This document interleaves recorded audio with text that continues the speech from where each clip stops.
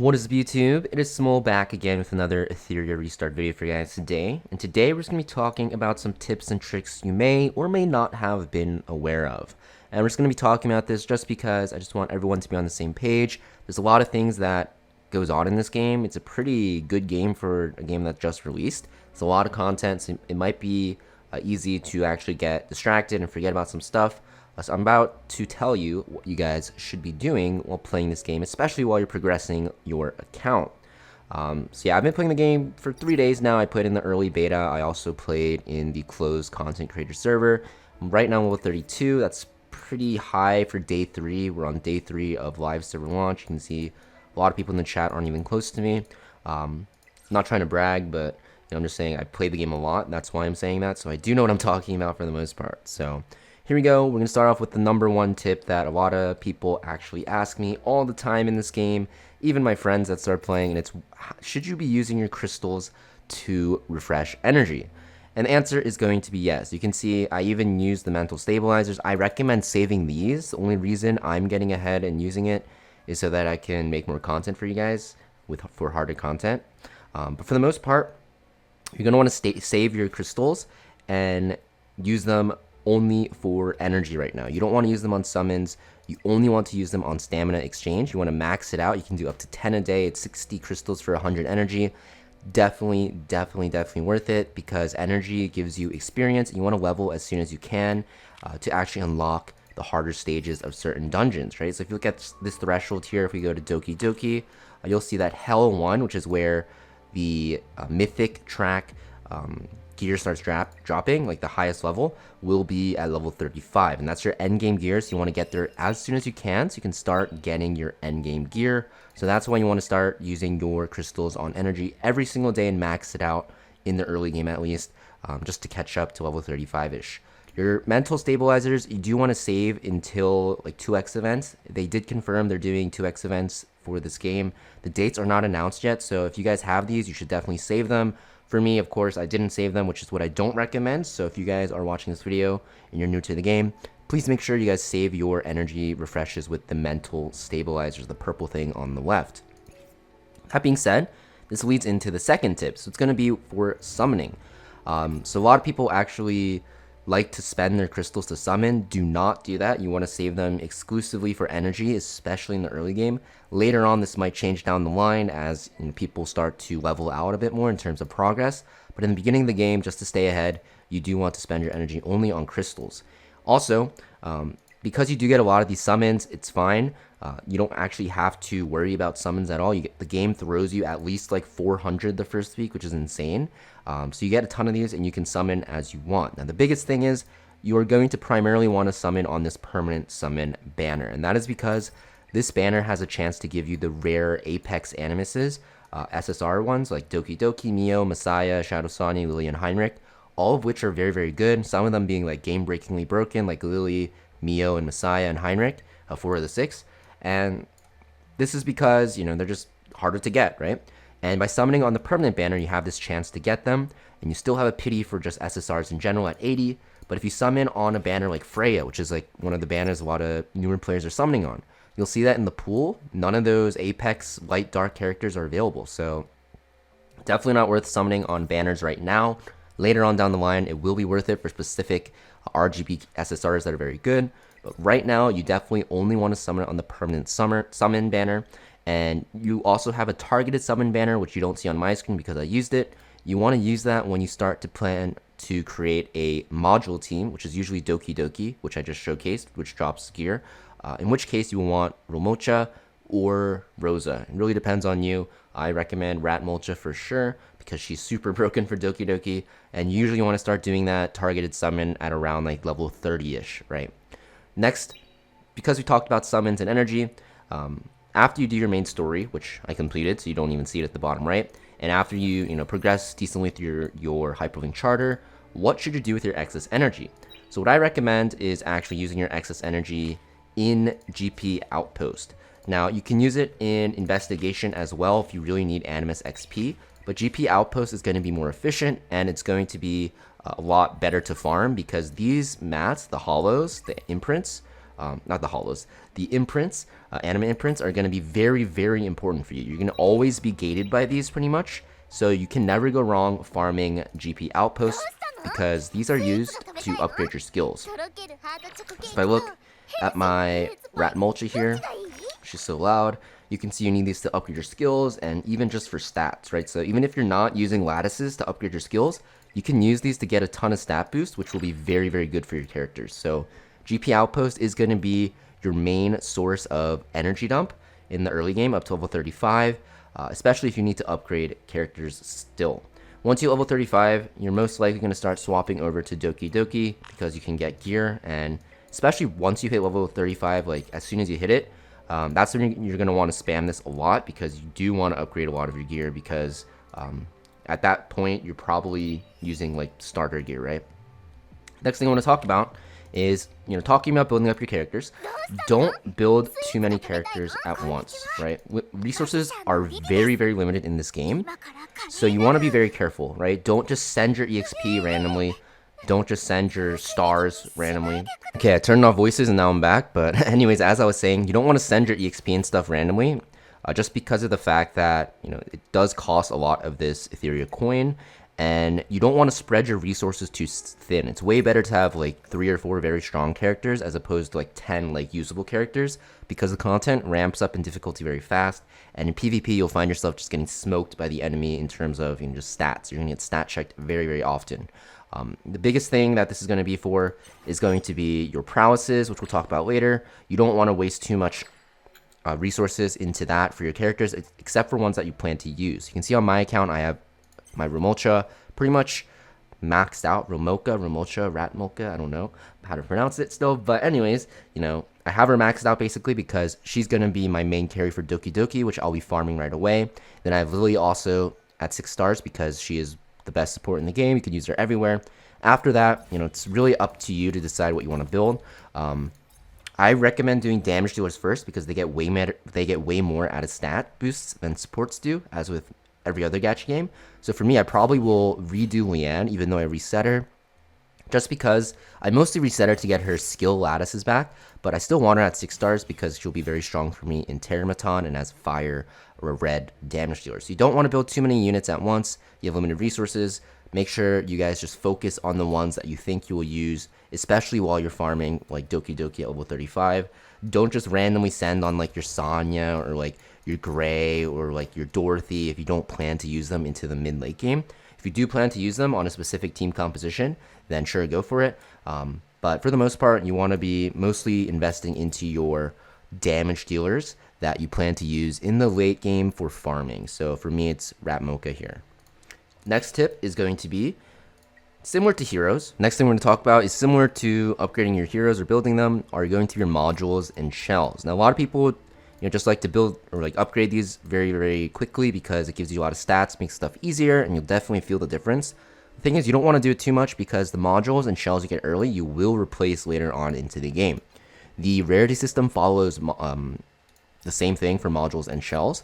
So what ends up happening is as you get later to the game, if they're not mythic, as you can see like this piece is, which I maxed out because it's mythic, right?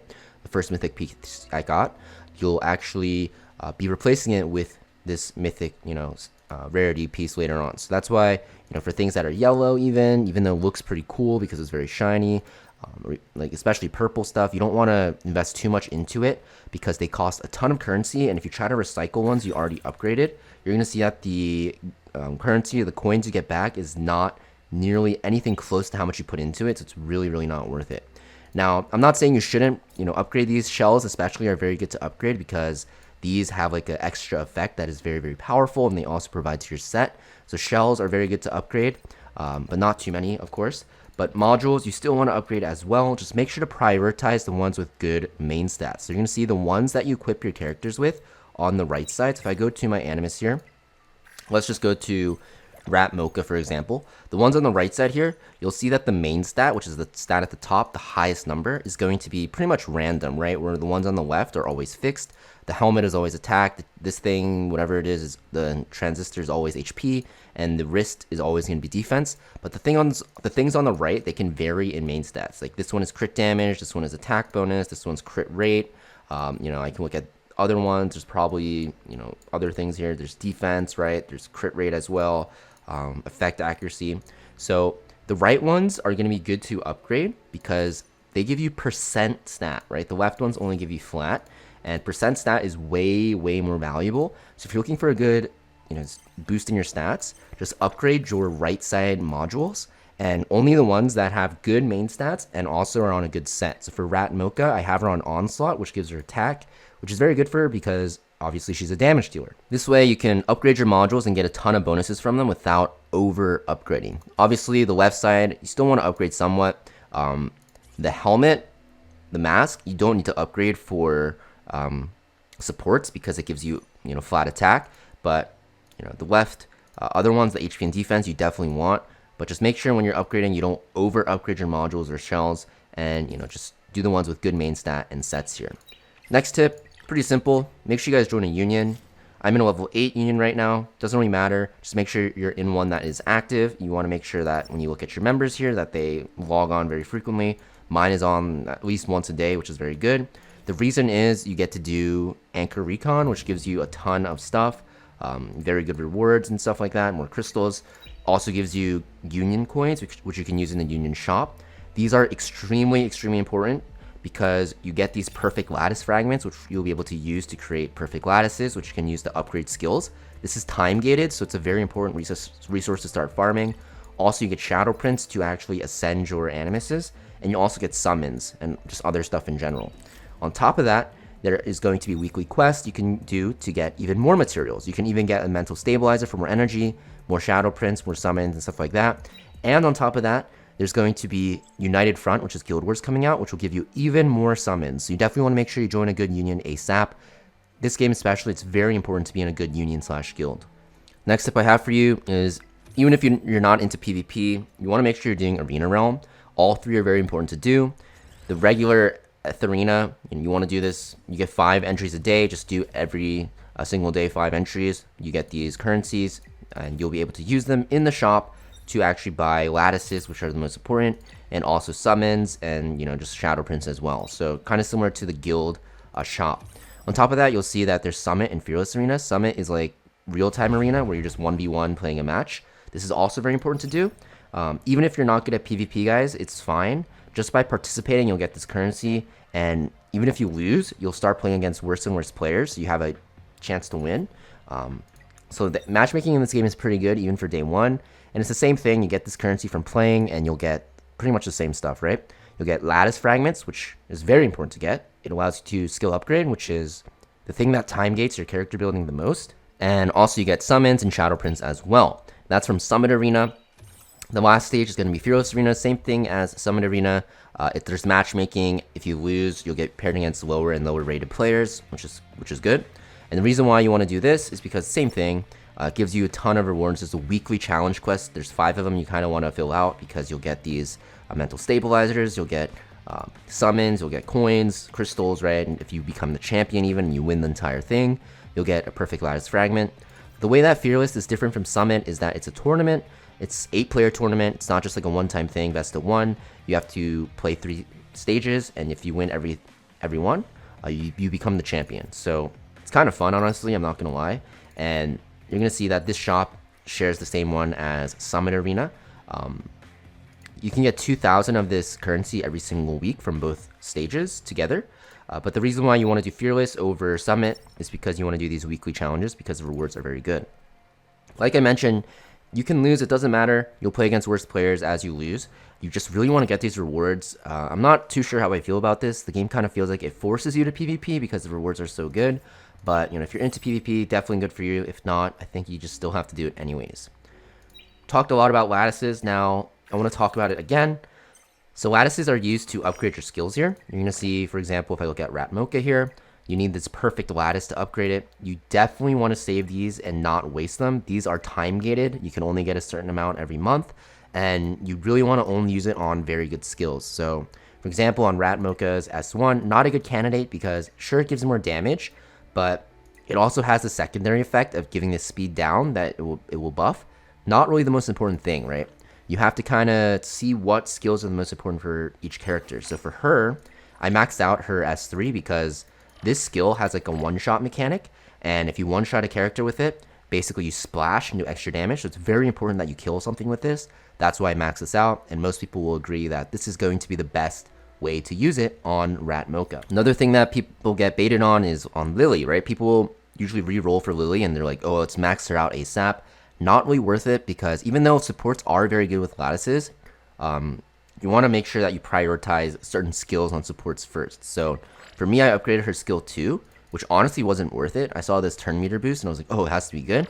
For Lily, for example, it's better to do her S1 because you get this increased chance to do stuff. So for supports, increased chance is going to be the safe bet. For damage dealers, you probably just want to upgrade their hardest hitting ability as soon as you can. Now, I'm not saying just upgrade any single damage dealer or support that you have. That's really good. You really want to make sure you think about it. For me, the reason why I upgraded Rat Mocha first is because I'm doing DokiDoki farm probably tomorrow or the day after, and I want to start farming the hardest difficulty possible. And she's a character I'm going to be using for a very long time in that DokiDoki farm, probably forever. So that's why I have invested into her. And the reason why I invested into Lily is because she's the best support in the game. But honestly, really up to you. If you don't have Lily, what support you want to upgrade. Worst case scenario, you can save your lattices if you don't know what to do and just ask people. That's like the safest option.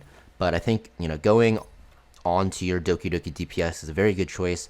And then whatever support you have that is very good is also a good option. Just please make sure you save them and you're conservative with them, because they are time gated. And if you waste them, you could be potentially screwing over your account. Second and last tip I want to talk about is just starting to prepare. So as you reach level 35, I'm 32, you're going to unlock Hell Mode for these thresholds. And to be honest, DokiDoki is by far the best one to start farming at 35, because the Swift Rush set is so good. You can use it on so many characters. You want to start thinking about your DokiDoki team as you approach level 35. Level 35, Hell Mode drops the highest rarity in this red one. These are the pieces you'll be using into the late game and just pretty much forever if you get a good one. And Swift Rush, like I mentioned, is super good. The other sets you can get are also okay as well. You can get Time Weave, which is effect accuracy, which is also pretty good. You can also get something like, I think there's like a damage one somewhere. Yeah, you get this damage one, Harvest, which is also very good because you can penetrate defense. Really good for PvP. You can one-shot characters with very strong, animuses such as Messiah, which makes it very good. But mostly it's going to be for this Swift Rush gear.